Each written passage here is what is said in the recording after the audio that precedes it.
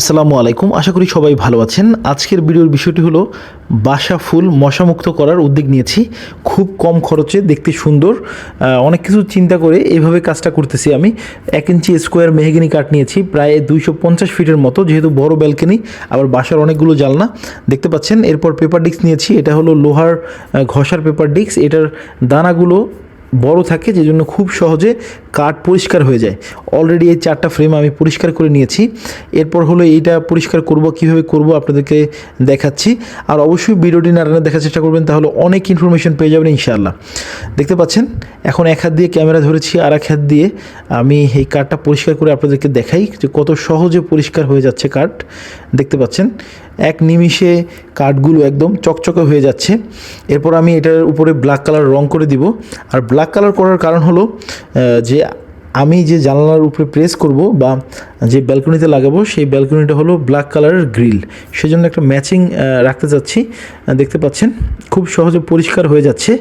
এরপর এই কাঠটা পরিষ্কার করা হলে আগে শুকিয়ে নিব, এরপর হলো পেইন্ট করব, এরপর নেট লাগাবো উপরে ইনশাআল্লাহ।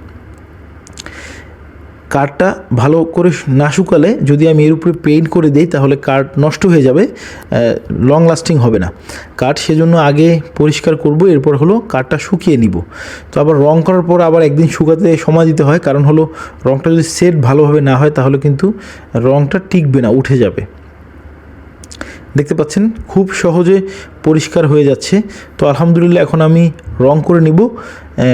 আমি বার্জারের ব্ল্যাক কালার পেইন্ট নিয়েছি রং করার জন্য, আপনারা আপনাদের চাহিদা অনুযায়ী নেবেন। আর এটার সাথে কিছু থিনার মিক্স করেছি, যাতে খুব সহজে রংটা শুকিয়ে যায়।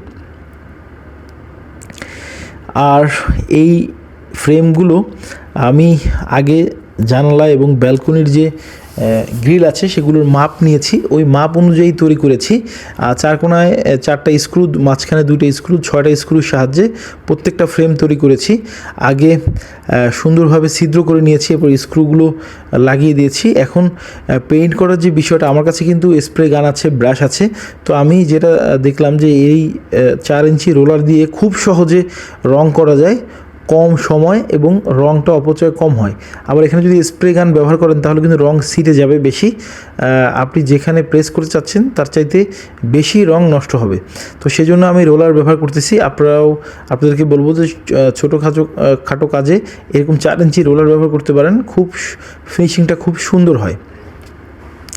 আর এই রঙগুলো দেওয়ার পরে আবার শুকিয়ে নিতে হবে, সকাল থেকে বিকাল পর্যন্ত কড়া রোদ আছে যেহেতু আলহামদুলিল্লাহ। আর না হলে রঙের দীর্ঘস্থায়িত্ব থাকবে না, যেটা আপনাদেরকে বলেছি।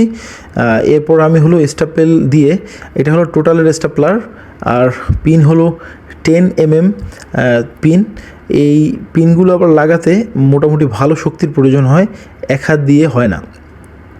তো সেই জন্য আমি আপনাদেরকে দেখাচ্ছি যে কিভাবে স্টাপেল করে এই নেটটা সেট আপ দিচ্ছি। তো নেটের চারদিকের অংশ ভাঁজ করে সুন্দর করে স্টাপেল করে দিলেই শেষ। আর যে সেটে নেট লাগাচ্ছি, এই সেট কিন্তু আমি রং করিনি, কারণ হলো স্টাপেলের পিনগুলো এগুলো মেটালের, সেজন্য লাগানোর পরে ইনশাআল্লাহ রং করে দেব। তো আলহামদুলিল্লাহ, দেখতে পাচ্ছেন অলরেডি ব্যালকনিতে নেটের ফ্রেমগুলো সেট আপ দেওয়া হয়েছে।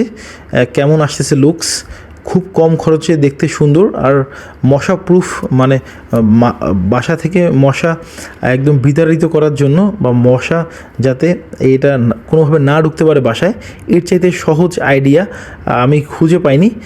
আর আপনারা অবশ্যই কমেন্টে জানাবেন ভিডিওটা কেমন লাগলো। ভিডিওটি ভালো লেগে থাকলে লাইক, কমেন্ট, শেয়ার, সাবস্ক্রাইব করতে ভুলবেন না। দেখা হবে নতুন কোনো ভিডিওতে। আসসালামু আলাইকুম, আল্লাহ হাফিজ।